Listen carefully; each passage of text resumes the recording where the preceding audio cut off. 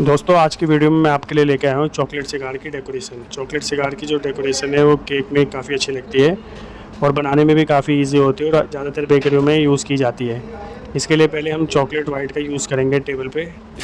ध्यान रहे कि टेबल ठंडी होनी चाहिए और अगर एसी रूम है तो काफ़ी अच्छा होता है।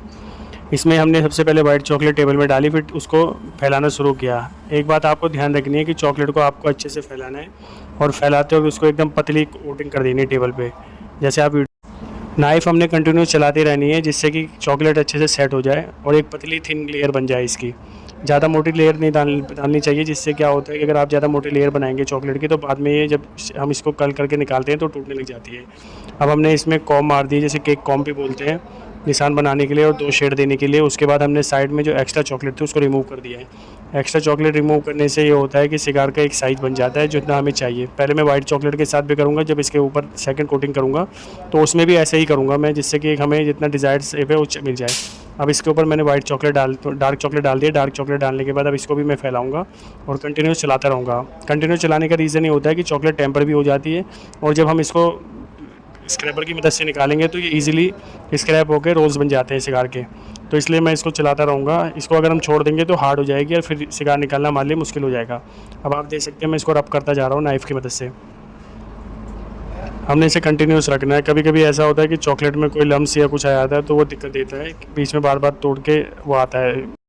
चॉकलेट सिगार निकालने के लिए हमेशा एक बात ध्यान रखिएगा कि चॉकलेट जब आप टेबल में रख दें तो उसको रब करते रहिए, जिससे कि उसका टेक्सचर सही बन जाए और जैसे हमें सिगार निकालने में कोई दिक्कत ना हो। आप देख सकते हैं कि मैंने इसको कंटिन्यू चलाया है और कंटिन्यू चलाने के बाद मैं रब करता रहा इसको। अब जबकि ये चॉकलेट सेट हो चुकी है तो सबसे पहले मैं साइड इसकी निकालूंगा। जितनी मेरे को इसकी लेंथ चाहिए उस हिसाब से मैं चॉकलेट को कट करूँगा फिर बाद में। पहले आप देखिए कि मैं दोनों तरफ से इसको ट्रिम कर रहा हूँ, क्योंकि फिर चॉकलेट जो साइड में होती है वो बाद में एक तो क्रैक भी होती है और दूसरे ज़्यादा बड़ी हो जाती है।